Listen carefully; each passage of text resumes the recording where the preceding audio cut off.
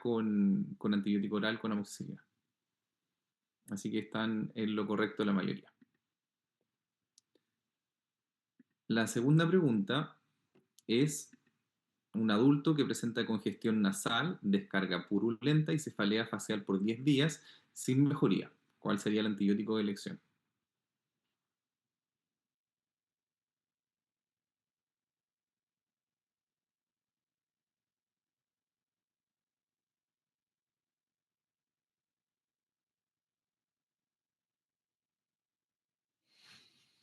Bien, vamos a dar unos segundos más para tener más respuestas. Y em, repasando, ¿cierto? Tenemos un caso de rinosinusitis aguda en el que cumplimos criterios antibióticos. En general, las recomendaciones son cuando tenemos 3 o más de estos criterios indicar antibiótico para considerar que es de causa bacteriana. En este caso encontramos la descarga purulenta, que se suele hacer mayor hincapié cuando es unilateral, un cuadro prolongado por más de 10 días, la cefalea, que debería ser dolor intenso, el síntoma como para considerar el tratamiento antibiótico. Y acá compartimos microbiología, la etiología es la misma, así que el tratamiento también sigue siendo el mismo, amoxicilina. Vamos con la siguiente pregunta. Un paciente adulto que consulta por epistaxis de fosa nasal anterior y tras comprimir durante 10 minutos no hay éxito. ¿Cuál sería la próxima acción?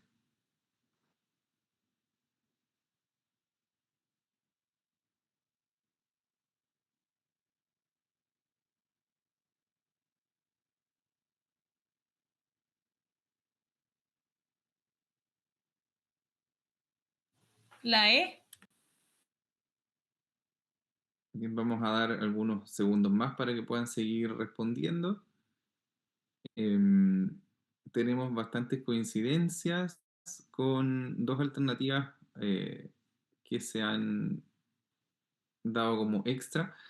Con 10 minutos debería ser suficiente para que yo logre, si voy a hacer ceder una epistaxis, para que con medidas de compresión se pase. Probablemente sea una tanda de 2 veces 5 minutos que ahí se chequee que no hubo nada. El lavado nasal con suero en general sería algo que yo haría si es que tengo duda del origen del sangrado, y probablemente más que lavar voy a aspirar si es que puedo, para determinar si es un epistaxis anterior o posterior. Y siendo una epistaxis anterior donde yo veo claramente el foco de sangrado, hago un taponamiento anterior del lado que está sangrando.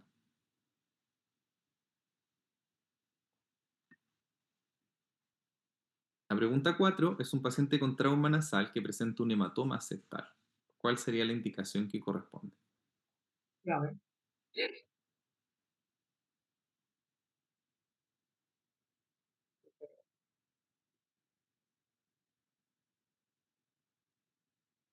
Hace.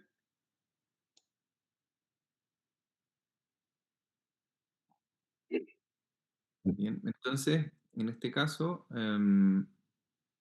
tenemos varias coincidencias de la alternativa C, que es el drenaje inmediato y vendaje compresivo.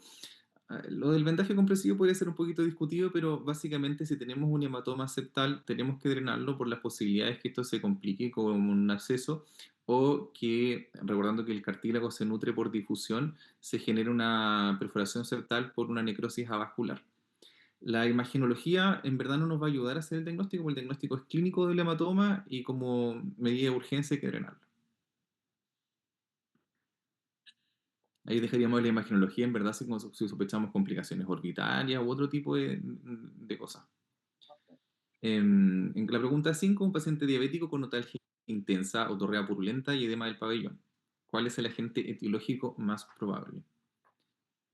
Y aquí, básicamente, ¿cierto? Conjugamos un paciente diabético que vamos a asumir siempre los casos de otorrino como inmunocomprometido, y con la otalgia intensa, ¿cierto? Y estos cuadros que pueden tener mala evolución de otitis externa maligna, en donde la gente, como bien han dicho todos, es pseudomonas.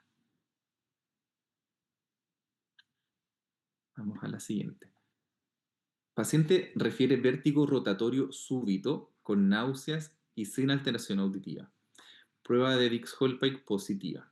¿Cuál es el diagnóstico más probable? Vértigo con la D.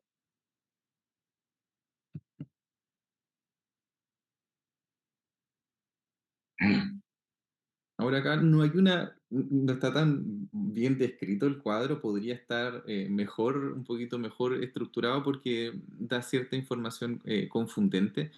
De todas formas, em, creo que aquí podemos recordar cosas sencillas. La prueba de Dix-Hallpike es netamente para detectar vértigo posicional paroxístico benigno del canal semicircular posterior. Entonces, un Dix-Hallpike positivo, probablemente en un cuadro de vértigo, me debería hacer pensar inmediatamente en un BPPV. Si un cuadro de vértigo me lo describen con síntomas auditivos, yo podría pensar en un Meniere.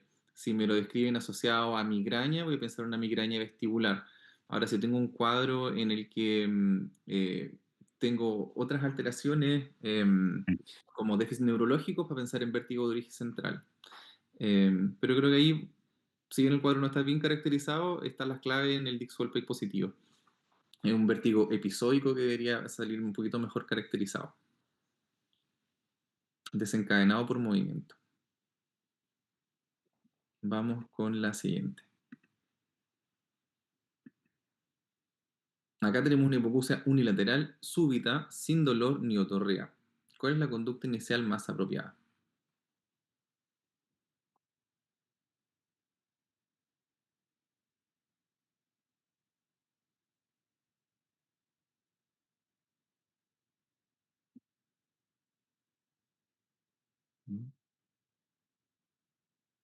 Y en este caso, tenemos cierto un caso de hipoacusia súbita. Deberíamos tener la descripción, ¿cierto?, de un tímpano sano para estar convencidos de que es solo una hipoacusia súbita. Si bien la evidencia no está a favor de los corticoides, hubo unos trabajos que demostraron que eran útiles, pero luego no se pudieron reproducir. Todavía existe la recomendación en la mayoría de las guías en que uno puede indicar corticoides. Si el paciente no tiene contraindicación para recibir corticoides orales, se dan orales. Si tiene alguna condición que lo contraindique, se administran de forma intratimpánica. Em, pero para la persona que respondió recuperación espontánea no está tan errada, pero todavía las guías sugieren que uno indique corticoides. Lactante con exterior inspiratorio, tos perruna y afonía, sin dificultad respiratoria grave. ¿Cuál es el tratamiento más adecuado?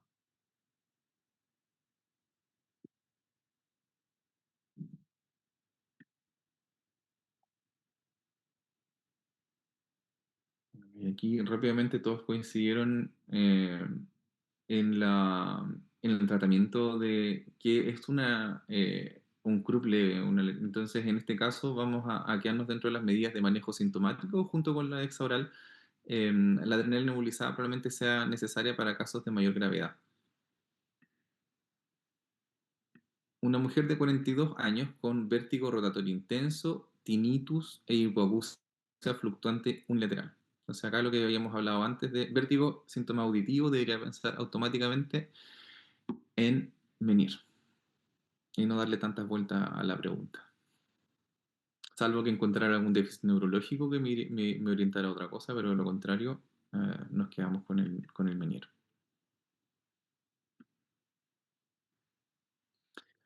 Paciente con otorrea fétida persistente, hipoacusia y presencia de masa blanquecina en oído medio. Complicación más compleja que pudiera presentar.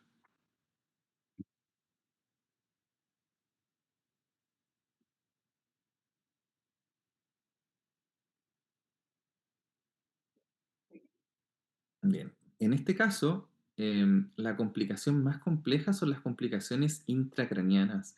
La erosión de los huesecillos es parte del cuadro como eventualmente la perforación timpánica más que una complicación. La parálisis facial se puede presentar como una complicación. El tinnitus podría estar asociado a algún grado de hipacusia. La mastoiditis, descrita como serosa, es básicamente que hay moco en la mastoides, no implica una complicación en sí mismo.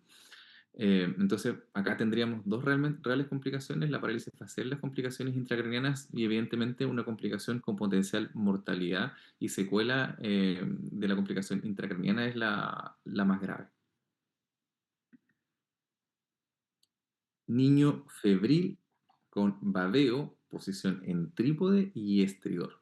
¿Cuál es el diagnóstico más probable?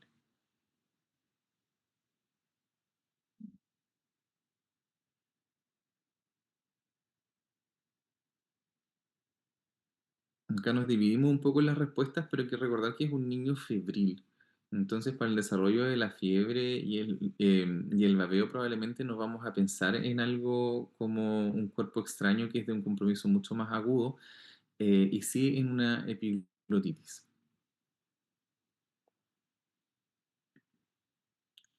Un paciente con disfonía progresiva, antecedente de tabaquismo, ¿cuál es la conducta más adecuada?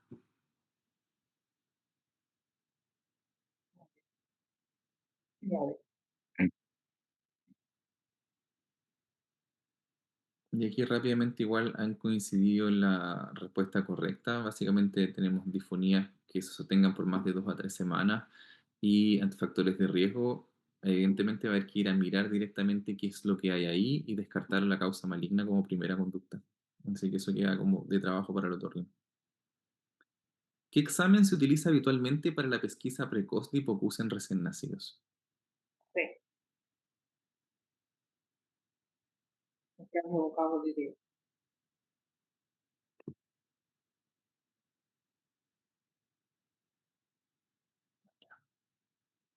Aquí tenemos hasta ahora solo a Carolina con la respuesta correcta. ¿Y por qué? Y Regina.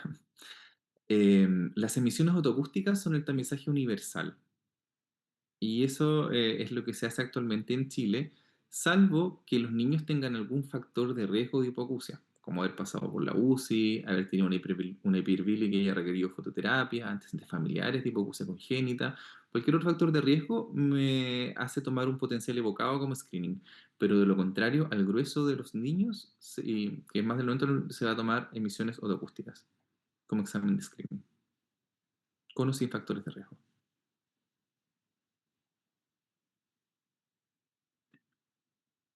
Muy Ahora, bien. la pregunta 14 es: paciente con desviación de la comisura labial, incapacidad de cerrar el ojo derecho y la frente lisa. ¿Cuál sería el origen más probable? A ver,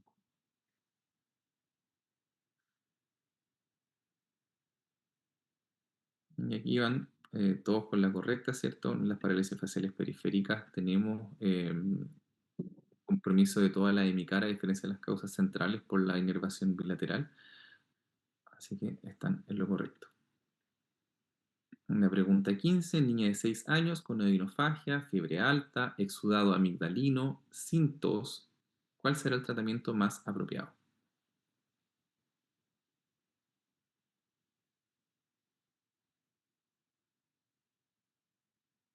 sí, Acá todos rápidamente han coincidido en la respuesta correcta. Acá se aplican criterios de Centor, que en general la sensibilidad y especificidad es cercana al 50%, pero clínicamente es lo que más nos permite acercarnos a la indicación de antibióticos. Tenemos la edad, tenemos la fiebre, el exudado amigdalino, la no presencia de tos, y otro factor que podría apoyarnos también es las adenopatías cervicales anteriores sensibles. Que eso no está puesto, pero sería uno el que faltaría de los criterios de Centro. Lactante de muy 10 bien. meses con fiebre alta, otalgia intensa y inconsolable, diagnosticado con otitis media aguda en control ambulatorio, ha recibido amoxicilina en dosis adecuadas por 72 horas sin mejoría clínica, no presenta alergias. ¿Cuál es la mejor conducta en este caso?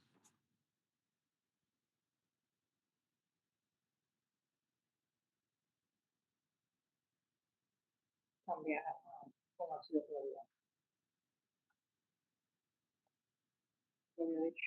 A ver, Ujú. Aquí rápidamente igual coincidieron en lo correcto, lo que habíamos hablado igual de nuestra segunda línea o ante algún signo de resistencia que nos delate, ¿cierto? Amoxilado láctico. Un escolar de 8 años que consulta por congestión nasal, rinorrea mucopurulenta, odinofagia y febrícula leve de 2 días de evolución, sin exudado amigdalino ni adenopatías cervicales. ¿Cuál es la conducta más adecuada?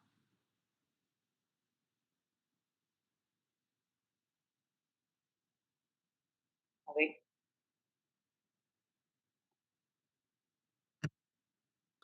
Y aquí, en este caso, ¿cierto? Tenemos nuevamente un cuadro viral,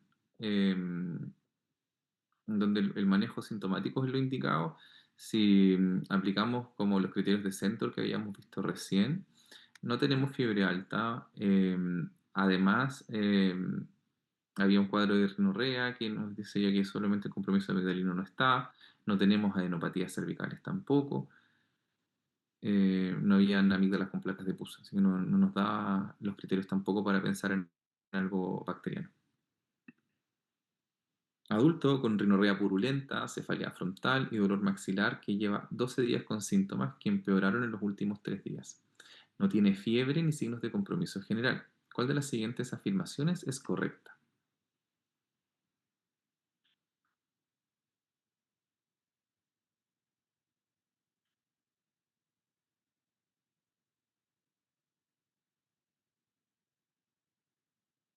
no sé. Aquí nuevamente rápidamente coincidieron en la respuesta correcta. Recordar, ¿cierto?, que el diagnóstico es clínico, consideramos la presencia de los criterios y vamos a reservar los estudios de imagen para sospecha de complicaciones, pero no para decidir si hacer tratamiento o no para confirmar el diagnóstico. Hombre de 68 años con antecedente de hipertensión y que no cede tras 15 minutos de compresión nasal. El sangrado es bilateral y no se observa punto de sangrado anterior evidente. ¿Cuál es la conducta más adecuada? A ver,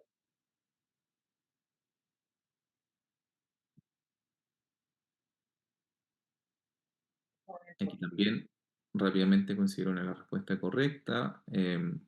Cualquier epistaxis de la que no veamos el origen después de haber hecho nuestro manejo adecuado, intentar explorarlo, vamos a asumirla como una epistaxis posterior y el manejo que podemos hacer es taponamiento posterior.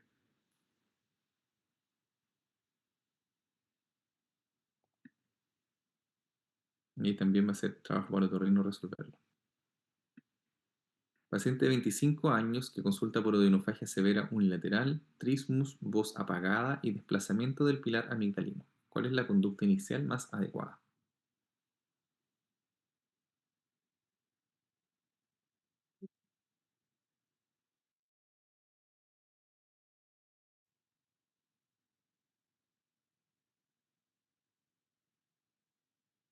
Y acá también han coincidido rápidamente en la respuesta correcta, que corresponde a drenar el absceso y dejar tratamiento antibiótico parenteral.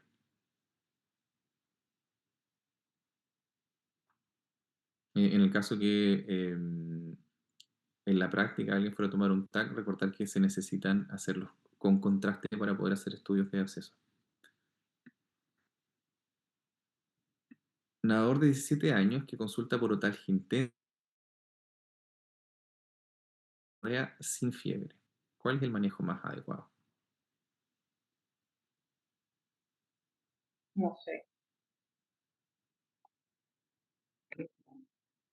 Acá tenemos varias claves de otitis externa, nadador, cuadro de dolor de otalgia que se incrementa al movilizar el pabellón auricular, que no hay síntomas sistémicos, ¿cierto? Y tenemos otorrea. Y ahí va a ser útil las gotas antibióticas, considerar o no el que puedan asociarse con corticoides y mantener el oído seco, idealmente. El tratamiento antibiótico oral acá no tiene indicación.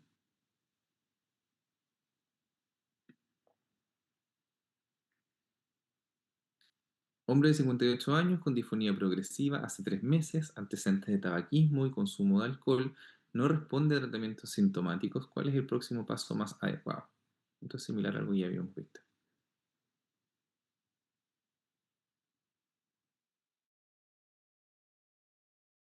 Nuevamente, rápidamente están con su respuesta correcta, que es la laringoscopía para el estudio de la neoplasia. Más de 2 a 3 semanas. Siempre van a ir a estudio con laringoscopía, nasofibroscopía, eh, más todavía si tenemos factores de riesgo. Niño de 6 años con respiración bucal crónica, ronquido nocturno y congestión nasal. No tiene antecedentes de alergia ni mejora con el uso de antihistamínicos. ¿Cuál es la causa más probable? A ver, el propio de Y acá nuevamente nos dejan claro que no tiene alergia. poco probable que haya una desviación septal en un niño tan pequeño y sí muy frecuente que tengamos hipertrofia de los adenoides. 65 años, disfonía de 2 meses, laringoscopía muestra parálisis de la cuerda vocal izquierda, sin antecedentes de cirugía ni infección reciente. ¿Cuál es el estudio inicial más adecuado?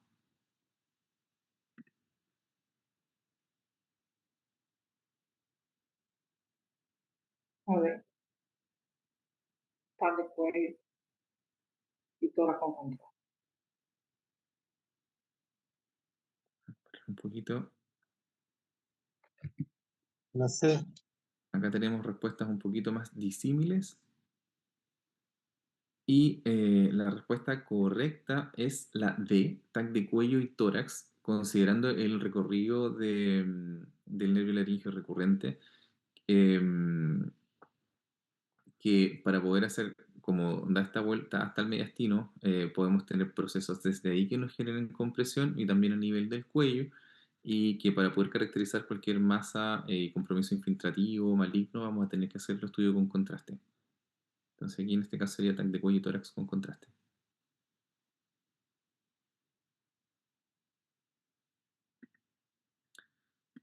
Pregunta 25. Niño de 5 años con 7 episodios de amigdalitis en los últimos 12 meses, documentados clínicamente. Los episodios interfieren con su asistencia escolar. ¿Qué conducta corresponde?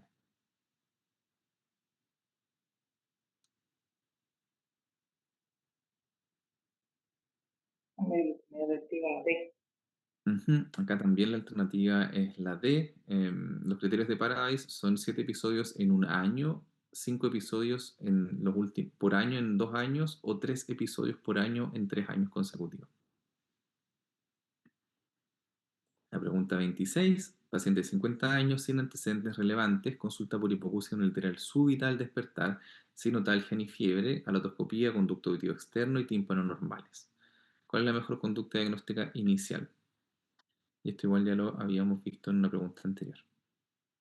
Así que lo vamos a repasar.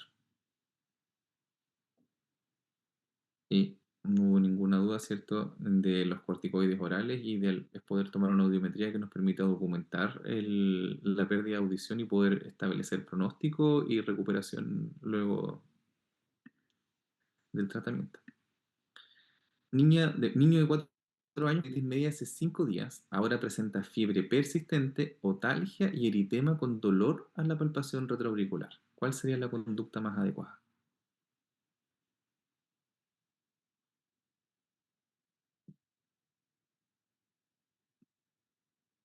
Tenemos empezando a aparecer más respuestas. A ver, Y en este caso, ¿cierto? Que podríamos tener una mastoiditis coalescente, vamos a tener que hospitalizar a nuestro paciente, tratamiento endovenoso, y aquí probablemente requiera una evaluación para cirugía para realizar una mastoidectomía. Ahí tenemos una complicación. Paciente de 35 años con congestión nasal persistente, rinorrea purulenta intermitente, anosmia por más de 3 meses. ¿Cuál es el tratamiento inicial más adecuado?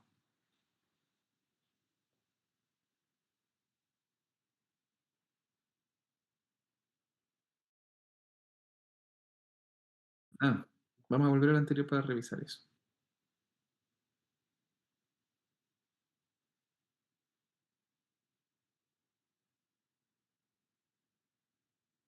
Entonces, en este caso tenemos una rhinosinusitis crónica. Recordar que los síntomas persistentes por más de 12 semanas nos hacen el diagnóstico en forma clínica.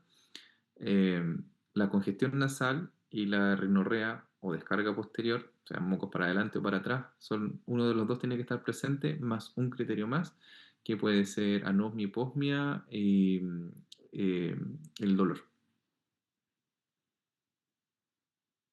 Y el tratamiento básicamente es corticoides inhalados, y que son los corticoides tópicos nasales y lavado nasal. De la pregunta anterior, independiente que hubiese tenido tratamiento antibiótico o no, con una mastoiditis coalescente, el tratamiento tiene que ser parenteral. Entonces no nos sirve dejarlos con tratamiento oral.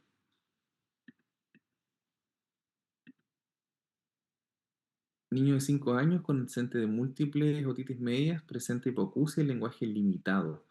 En la otoscopía se ve una membrana timpánica opaca con nivel hidroaéreo. ¿Cuál es la conducta más adecuada?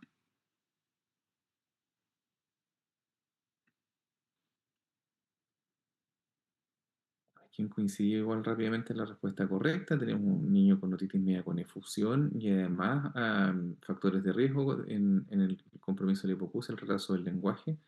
Entonces, es alguien que debe ser derivado para considerar ponerle tubos de ventilación. Niño de 6 años con ronquido nocturno, diurna y bajo rendimiento escolar. En el examen se ve hipertrofia amigdalar y adenoidea. Un Ok, tratamiento entonces. a ver,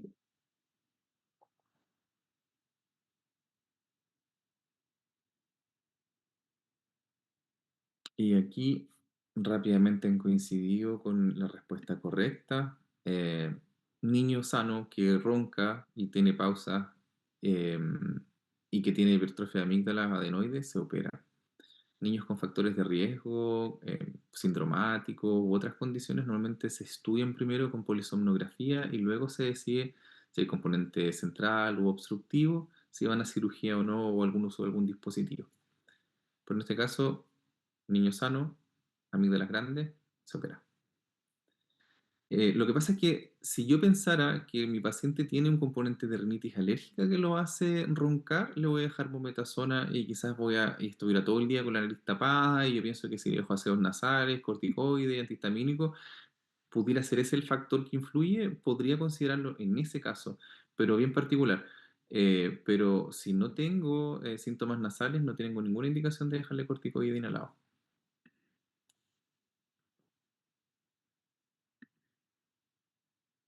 La siguiente pregunta, joven de 20 años con trauma nasal, hace 24 horas, desviación evidente y obstrucción nasal.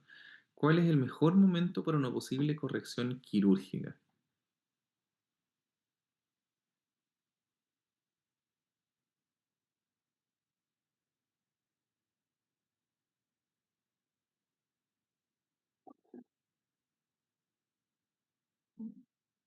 Ya, aquí está interesante porque recién tengo una respuesta correcta.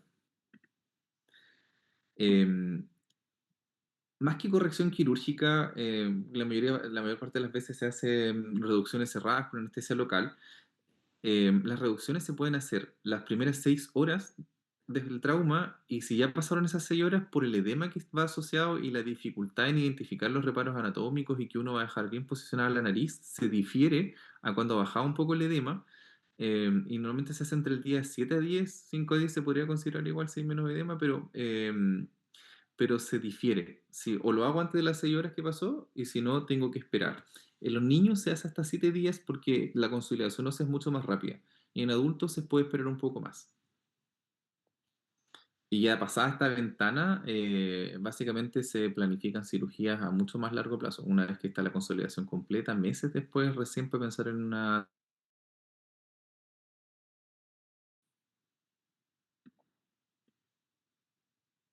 mujer de 45 años con aumento doloroso en la región submandibular, sobre todo al comer, no fiebre.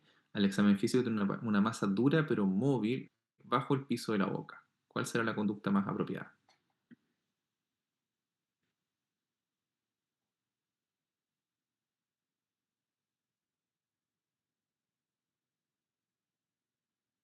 En este caso igual, bastante rápido, coincidieron todos en la serolitiasis, ¿cierto? Y en poder hacer las medidas de manejo local que se pueden intentar para que avance y finalmente la derivación, hacer la extracción si es que requiere la extracción quirúrgica. Niño de 3 años que introdujo una bolita en su oído hace 24 horas. Está asintomático. ¿Cuál es la conducta más segura y apropiada?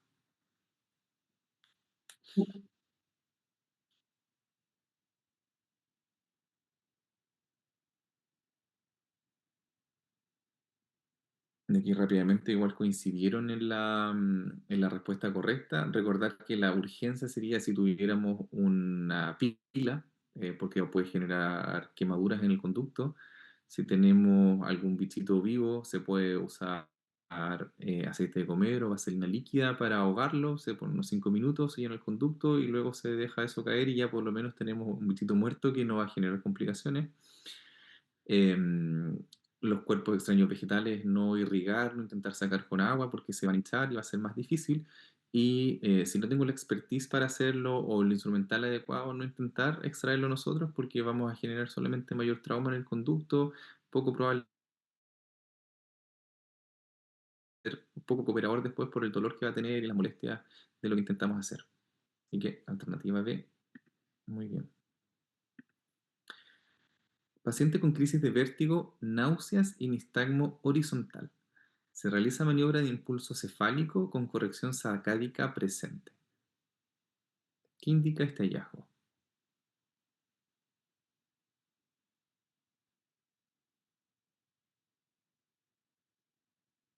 Vale,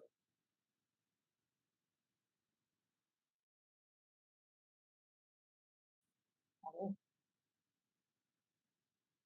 Aquí ya estamos apareciendo más respuestas.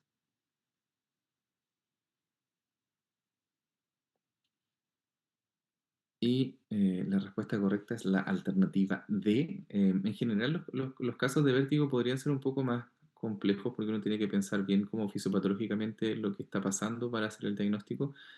Y como mencionamos al principio, recordar entonces en vértigos agudos que vamos a ver las neuritis o neuronitis vestibular versus accidentes cerebrovasculares de fosa posterior. En los episódicos a tener los que sean como el BPPV, que ahí se delataba por el Dix-Hallpike en la alternativa, los asociados a migraña, como la migraña vestibular y a síntomas auditivos en el Menier. Y eso nos debería permitir poder resolver la mayor parte de las preguntas de vértigo.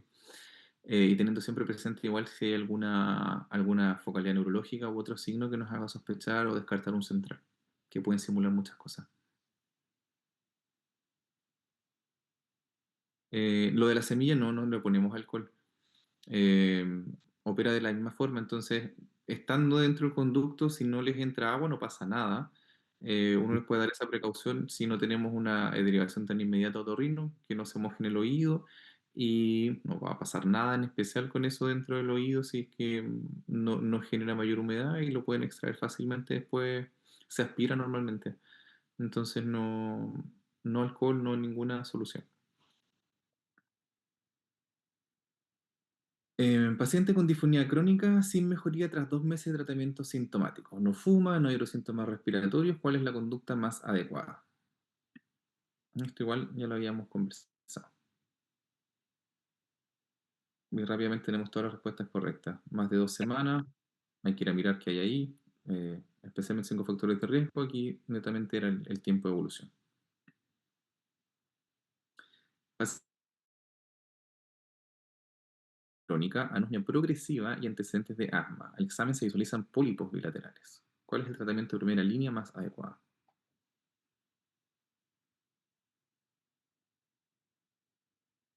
vale,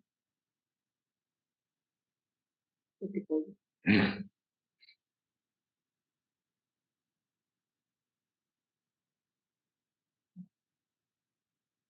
Acá igual han ido coincidiendo todos en la respuesta correcta. Tenemos una rinosinusitis crónica con pólipos. El tratamiento, ya sea con pólipos o sin pólipos, siempre va a partir con corticoides tópicos nasales y lavados nasales. Am, si no hay respuesta, probablemente ahí se va a considerar la cirugía. Lactante de 1 mes con estriol inspiratorio desde el nacimiento que empeora el decúbito dorsal y mejora al estar en posición prona. No hay dificultad respiratoria severa. ¿Cuál es el diagnóstico más probable?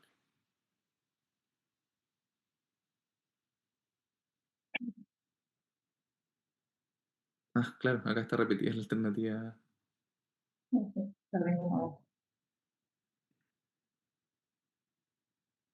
Y sí, aquí sería la lingomalacia. Ahora, lo más común no es que aparezca el nacimiento, aparece un par de días después. Empeora en decúbito dorsal, mejora en posición prona. Y la dificultad respiratoria va a tener que ver con la severidad realmente de la laringomalacia, pero el grueso de las laringomalacias no van a tener dificultad respiratoria. que se les va a pasar solo. Niño con otitis media reciente presenta cefalea intensa, fiebre y vómitos. Al examen tiene rigidez de nuca, irritabilidad y una fontanela abombada. ¿Qué complicación debe sospecharse?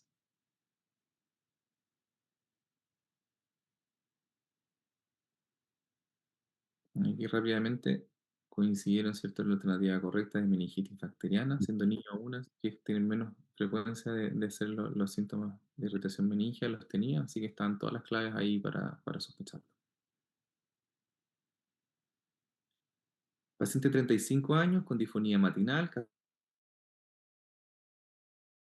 y antecedentes de reflujo gastroesofágico. ¿Cuál es la conducta más apropiada? Sí,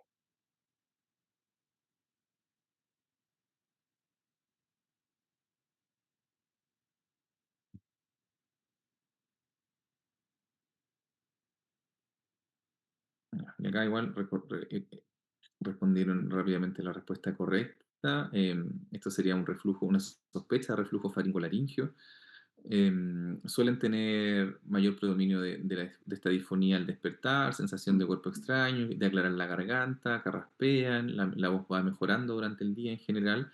Estaban todas las claves ahí. De todas formas, si es algo muy persistente, probablemente igual va a ser necesario después hacerle la laringoscopía, pero en el momento inicial podemos dejar manejo igual con IEP y las medidas antirreflujo. Niño de 7 años, operado de amigdalectomía hace 6 días, presenta sangrado abundante por la boca. ¿Cuál es la primera medida a tomar en urgencias?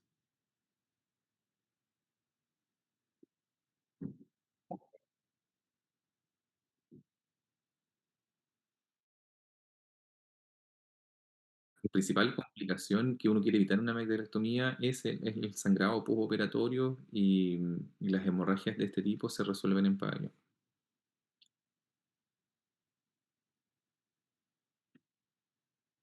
Mujer de 30 años con hipoacusia progresiva bilateral, tiene una toscopía normal, un RINE negativo bilateral y un Weber que lateraliza a la derecha.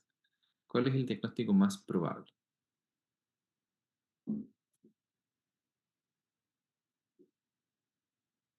otro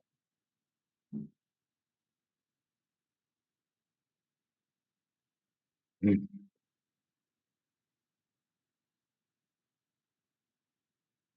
Pero algunas respuestas más,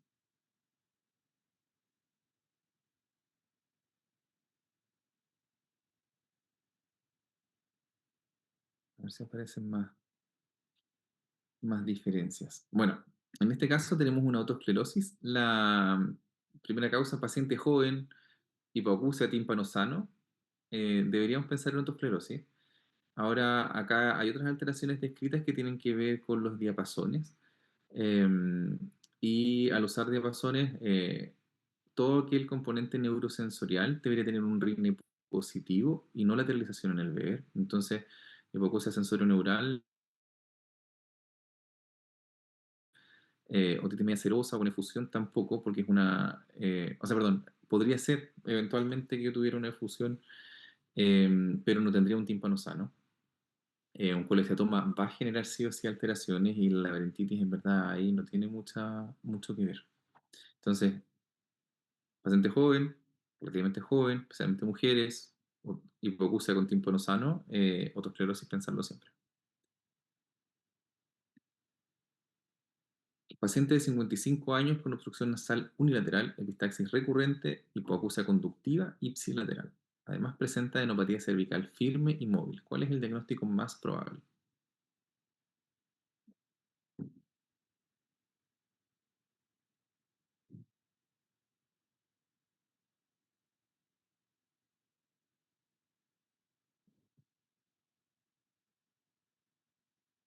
Y aquí rápidamente igual todos respondieron la correcta.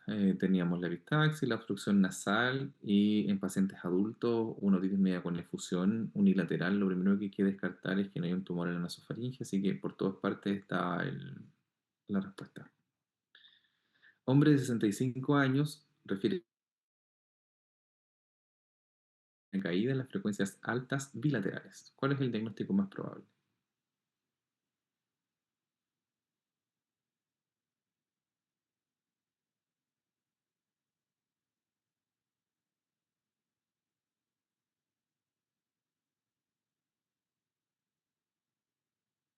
Y acá tenemos eh, un cuadro esperable, ¿cierto? 65 años y que empiezan con dificultad en ambientes ruidosos, que se explica básicamente por lo que está a continuación. En las frecuencias altas es donde resuenan las consonantes, entonces la discriminación igual empieza a hacerse más difícil y se empiezan a confundir o escuchar una palabra distinta a la que les dijeron, característico de la presbiacusia. Adolescente con obstrucción nasal unilateral, rinorrea mucosa y voz nasal. En la rinoscopía se visualiza masa blanda que desciende hacia la nasofaringe. ¿Cuál es el diagnóstico más probable?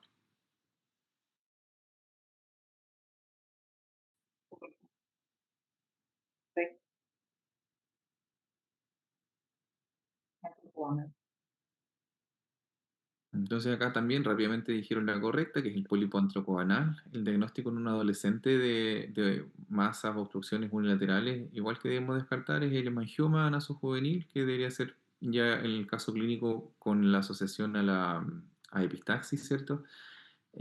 Probablemente la masa sea un poco distinta a la descripción, pero para tener presente entre nuestro arsenal de diagnóstico diferencial y de acuerdo al caso clínico en este grupo etario.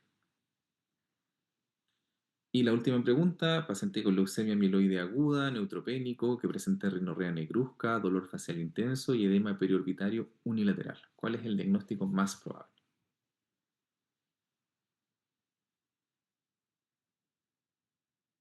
La B, que es una lesión maxilar.